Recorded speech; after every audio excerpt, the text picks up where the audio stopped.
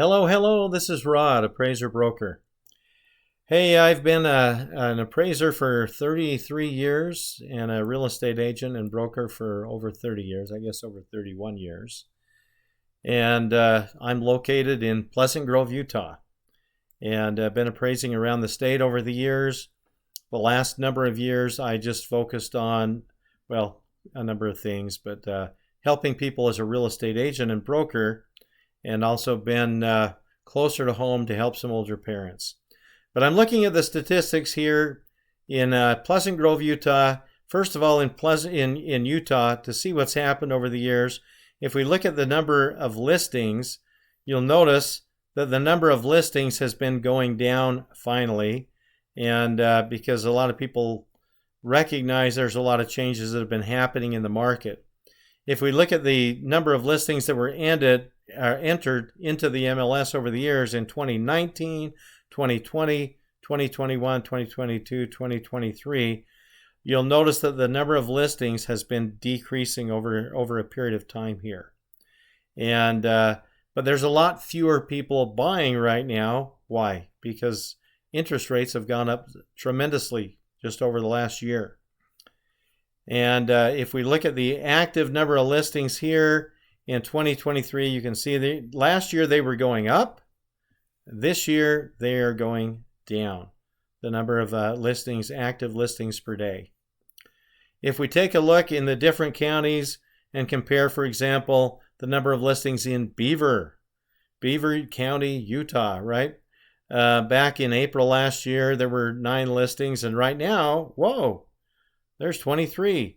If we go over to Utah County, where I'm located, we see that last year, right, 20 on the April 12th, let's go up here to April 18th, which was just a couple of days ago in Utah County. There were 672 active listings. Now there's 1,400. Why is that? It's because properties are sitting on the market longer. Okay, if we look at these active number of listings, even though there's fewer properties coming on the market, there's a lot more properties that are staying on the market. And they're there for a period of time. There's quite a few listings, a lot of properties available for you if you want to come up and buy in Utah right now. And the prices have been undoubtedly, let's just say that the demand has gone down because a lot of people that are borrowing money can't borrow it as easily or as cheaply as they did a year ago. So now here we see 2022. Here's the under contract, the properties that are under contract. There used to be around 7,000 back in January 2022. By the end of the year, there are around 8,000 properties under contract on a daily basis. Now it's down closer to 5,000 properties that are currently under contract. So this gives you an idea what's been happening in the market. And we can look over the years at the properties that were under contract a year ago, in April a year ago down in Beaver, and those under contract now. If we go down to Utah County, Salt Lake County is going to be somewhat similar to Utah County in the trends in what's been happening. But a year ago, look at that. They had over 2,000 in Salt Lake, over 2,000 properties on a daily basis on April 18th that were under contract. Now there's only 1,400 under contract. If we go over here to Utah County, there were nearly 3,000, over 2,900 properties under contract on April 18th a year ago. Now there's less than half that are under contract. So the market has been changing and changing quite dramatically. And we can look at sales prices, what's the average sales price, different things that have happened. But I think it's important to recognize that we live in a real economy and there are cycles and things change. So what I've done is a little bit of research here, and I wanted to do research on some properties that were quite similar. So what I did is I went to look at some properties that have sold over the years that were real similar, that had, for example, these are properties that were down in a place here in Pleasant Grove, and this is called the Gateway I believe this was the Gateway Village that I was looking at here.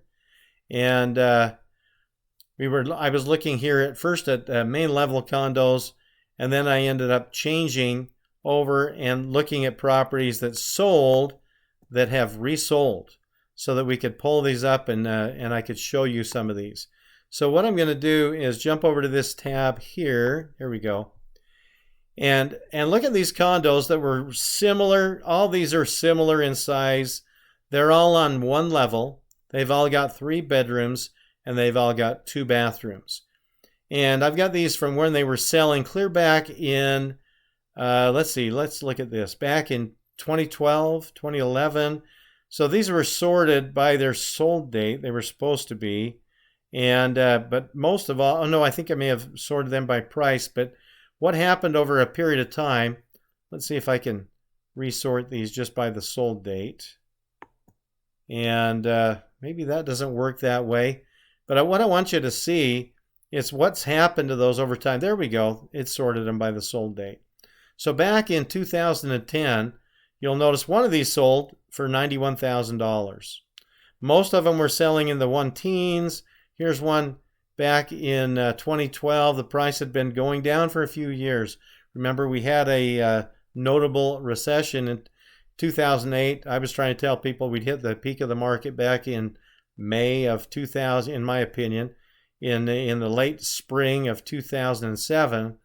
By the fall of 2008, the banks, there were some big banks in trouble. And we bailed them out to the tune of what? $700 billion and more. And so the interest rates, well, it wasn't really interest rates going up at the time. In fact, they were lowering them. But people were concerned because of what was happening to real estate, and the values continued to fall for a little while. Then in around 2011-12, they started picking back up. And you'll notice here, these are all, like I said, they're all in the same complex. They're all similar in size, depending upon who measured them, because a lot of those probably should be the same size, but right around 1,200 square feet. And you'll notice that the price starts going up. In 2012, we're up to $126,000. Here's another one at $114,000. Of course, that's the end of the year. In December, property values seem to dip a little in my 30-plus years of experience, because fewer people are looking to buy, but there's still people moving and for job changes, and people that have to buy are buying in December. But a lot of people that want to buy start buying in the spring, and they're buying clear until school starts. And then you'll see things soften up just a little bit a lot of years in the fall. So as we see here, these property values, 114, here we are in 2013, one selling for 121, then there's one selling for 128, 120, 116, 133. These are similar in size. Condition could vary, but what you see happening as we get up into 2013, we see one selling for 133, 132, 134. So prices seem to be going up. By 2015, we see them selling up in the 140s. By 2016, we see more of them selling up in the 150s. And it kept on going. 2017 up in the 170s and 180s. Look at that, clear up in the 170s already by 2017, 2018. 180, and then finally they're jumping up over $200,000. And as we go on, 2019, the price continues to go up. 2020, 2030, they're in 2020. These condos were selling up in the 230s and even up into the 240s. By 2021, we see one that sold clear up at $286,000, 240s, and clear up into the 280. And look at that. 290s. The 290s, by October of 2021, one of these sold for $325,000. In fact, 2 of them did. And by 2022, the spring of 2022, that's just over a year ago, we got up into 340s. And in fact, by September last year, surprisingly, one of these sold up at $374,000. And now that we're in 2023, what do we see?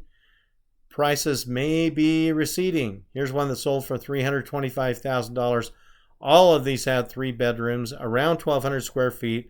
Depending on who listed it and who measured it, they were saying anywhere from close to a little below 1,200 square feet to up over 1,300 square feet. But these are really supposed to be very similar, if not the same floor plan. And so what we had happen here in the last year is the interest rates have gone from down around 3% to up over 6%, and people can't borrow the money that they did before, not as easily. A lot of people certainly can't borrow as much because the interest rates are higher, and so they qualify for less than they did. And this is important for you to recognize what's happening, because these cycles are real. And back in 2008, when things were announced, things were really high. Then they started dipping down. And if we were to look at sales before this time period, a lot of the sales of properties were quite high back in 2006, 7, and 8. And then they started lowering down. 2009, they were pretty high. By 2010, they were notably lower. 2011, lower still. And depending upon where you were in the country and what price range you were in, the properties had pretty much bottomed out and started going up notably. So pay attention to what's happening in the market. A lot of people probably can't buy now, and maybe there's some people that shouldn't buy now. And then there's other people that, you're fine. You've got a lot of equity, and maybe you're paying cash for a property, or maybe you don't have to borrow very much. And maybe it's just a small amount compared, you're going to have a real small payment compared to what you're making. Everyone's circumstances are different. And that really is the truth. For us right now, we're living in an apartment, if you can imagine that, but it's right around the corner from my parents. We're like 230 steps away, where we can help them because my parents are in their upper 80s. And this is the right place to live for us right now. So this is Rod, Appraiser Broker. Have a wonderful day.